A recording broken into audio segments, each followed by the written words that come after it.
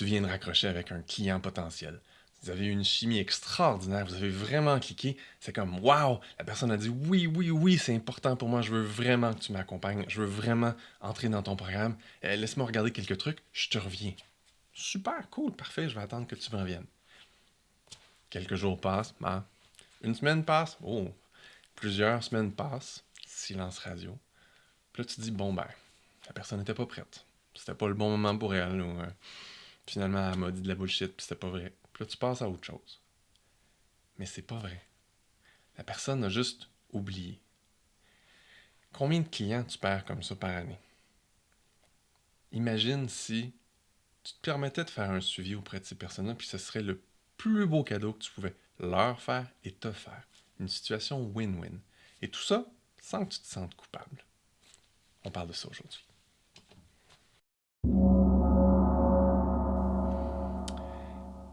Là, on est juste nous deux. On va se dire les vraies affaires.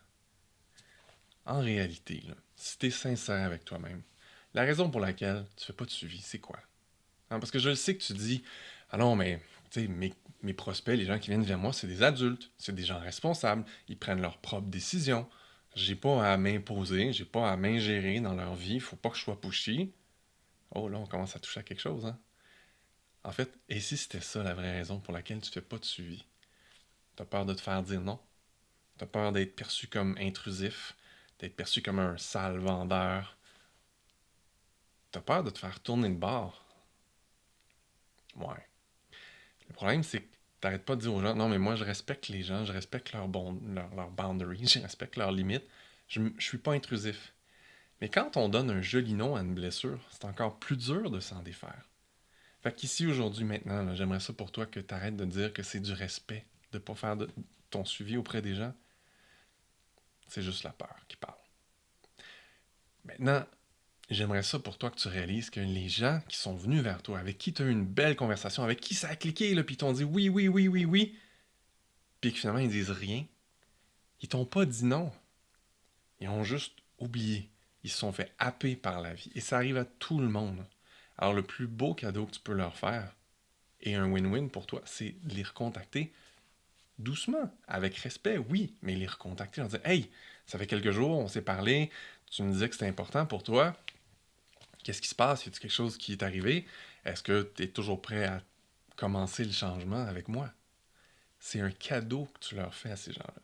Mais je vois tellement de gens qui ont peur de faire ça. Dernièrement, dans mon programme, j'ai une dame, Karine. C'était exactement ça au début. Quand elle a commencé dans mon accompagnement, elle était comme, oh, je suis pas sûr, là, comment je fais ça, je suis pas à l'aise, machin. Puis là, on a eu cette discussion-là. Puis là, elle a complètement shifté, puis elle a fait comme, ben oui, c'est vrai, ces gens-là ont besoin de moi. Puis là, elle voulait vendre un événement avec 16 places. Elle est déjà rendue à 8 personnes inscrites à son accompagnement. De façon humaine, de façon bienveillante. Juste une petite discussion, un petit rappel comme hey, tu m'as dit que c'était important, on s'était parlé telle date, tu te souviens? Ouais. Écoute, il me reste tant de place. C'est toujours quelque chose qui est important pour toi? Oui. As-tu des questions? Un suivi humain. Pas pushy, pas essayer de te faire sentir cheap puis de tordre le bras en arrière. Juste être présent pour l'autre personne. C'est ce qui fait toute la différence. Je ne sais pas si tu le sais, mais je veux te partager un secret.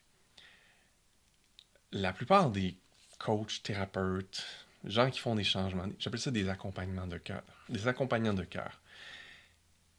Ils veulent tellement juste bien faire, puis faire le bien, puis aider les gens autour d'eux, qu'ils voudraient surtout pas être perçus comme quelqu'un qui est pushy, quelqu'un qui est un vendeur, quelqu'un qui tord le bras ou qui force les choses. Mais c'est leur plus grande limite, en fait, parce que ils se racontent un mensonge.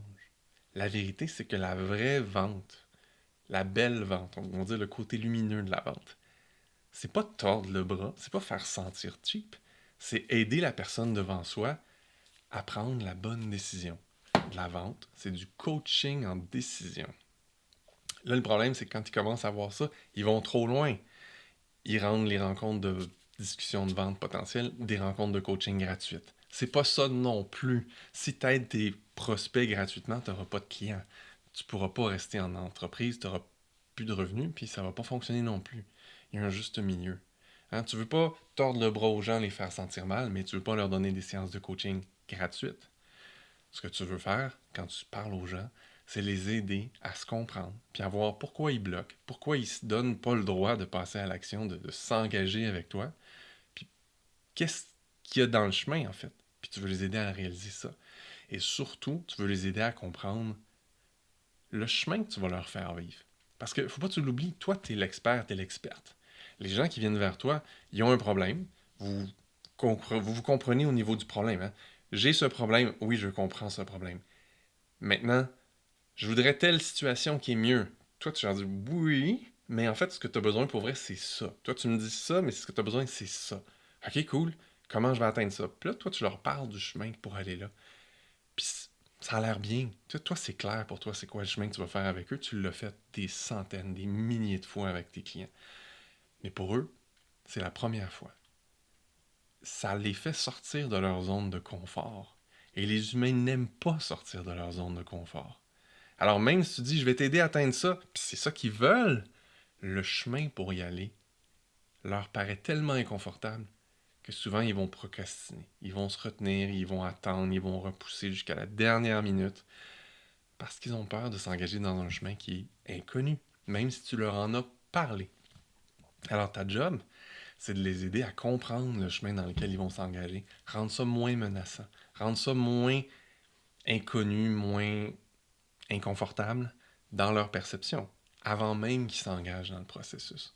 Donc, tu les aides à prendre la bonne décision pour eux, puis la bonne décision pour eux, c'est de passer à l'action, puis de les rassurer au fur et à mesure dans ton processus.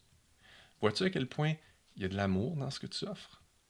Vois-tu à quel point il y a du respect dans cette façon-là de vendre à tes clients, à tes prospects, pour qu'ils deviennent tes clients? Personne qui tord le bras à personne ici. Pour moi, la vente, la vraie vente, la belle vente, c'est un acte d'amour, c'est un acte de respect, c'est un acte de... C'est un acte de courage de ta part. Parce que ça te prend du courage pour aller dans la face des gens et leur dire, tu sais quoi, tu te racontes de la bullshit, tu vis dans une illusion. Tu crois que si tu changes rien, ça va se résoudre tout seul. Tu crois que si tu fais ce petit truc-là par toi-même ou si tu achètes cette affaire-là qui est vraiment, vraiment pas chère, ça va résoudre ton problème, mais ça le fera pas. Tu crois que si tu vas avec tel autre programme ou tel autre accompagnement, ça va résoudre ton problème. Mais moi, je le sais que ça le fera pas parce que je vois tes patterns, je vois que tu as besoin de mon accompagnement. Et je suis sincère et vraiment honnête quand je te dis ça. Je le vois parce que j'ai l'expérience, j'ai l'expertise que tu n'as pas encore. Mais ça prend du courage pour être capable de dire ça aux gens. Et tu peux le faire avec bienveillance. Et tu peux le faire avec tout l'amour du monde. Et tu peux le faire d'une manière que les gens, quand ils vont le recevoir, si ça part de la bonne place, ils vont te remercier. Puis si jamais ils te disent non quand même, mais toi, tu auras la fierté de te dire, tu sais quoi, j'ai fait tout ce que je pouvais pour cette personne-là. Elle n'est vraiment pas prête. Et c'est OK comme ça. Et là, c'est du vrai respect. Là, j'ai un petit défi pour toi. J'aimerais ça que tu prennes le temps de repenser à 2, 3 personnes avec qui tu as parlé dans les derniers jours, les dernières semaines, peut-être même les derniers mois. Et quand tu t'en souviens, tu te dis, man, cette personne-là, là, on avait vraiment cliqué. Puis je sentais que c'était le fit parfait pour elle. Puis elle m'avait dit oui. Puis on ne s'est pas reparlé. Il n'y a pas eu de suivi. C'est tombé dans une craque. Et si il m'avait juste oublié? Et si je leur avais permis de s'oublier? Là, je pèse un peu sur la douleur, je fais exprès, juste pour que tu aies envie de les appeler. Je veux pas que tu te sentes cheap. Je veux pas que tu te tapes sur la tête. C'est jamais mon objectif, mais juste que tu réalises que, j'aurais pu faire mieux. Puis, pour moi, c'est la chose la plus importante. Quand tu te dis, ouais, j'aurais pu faire mieux, puis que tu le fais, tu es déjà une meilleure personne. Puis à partir de là, tu auras fait le mieux que tu peux. Puis dis-toi qu'il n'est jamais trop tard. Il y a des gens qui peuvent s'oublier pendant des mois. Puis à un moment donné, c'est toi qui reviens à la charge. Tu leur dis, hey, tu sais quoi? J'ai repensé à toi dans telle situation, puis je me suis souvenu à quel point ça valait important pour toi. Est-ce que ça l'est encore? Puis souvent, il y en a des gens qui vont dire, ah oui, t'as raison, oui, oui, oui, je me suis mis de côté trop longtemps. Maintenant, je suis prêt. Maintenant, je suis prête. Fait qu'en fait, aujourd'hui, je t'invite à accepter que peut-être, des fois, tu vas te faire dire non. J'ai envie de te pousser puis te dire, j'espère que tu vas avoir le courage, toi aussi, de dire non à des gens. Parce qu'il y a des gens que tu vas le voir, que t'es pas un fit parfait. Ton offre, c'est pas un fit parfait. Pas dire oui juste pour l'argent, pas dire oui juste pour y faire plaisir. Avoir le courage de dire non, tu sais quoi, c'est pas le bon fit ou c'est pas le bon moment, je sens que t'es pas prêt, pas prête. Puis leur indiquer qu'est-ce qui leur manque, qu'est-ce qu'il faudrait qu'il y ait, ou à quelle étape il faudrait qu'ils soient pour être prêt ou prête.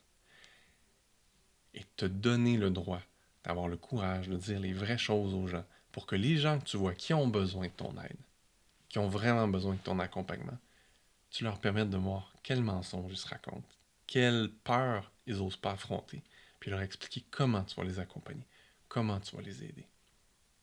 Ça, c'est du respect. Ça, c'est de l'amour. Ça te parle? Ben, mets ça en application. Je te revois bientôt.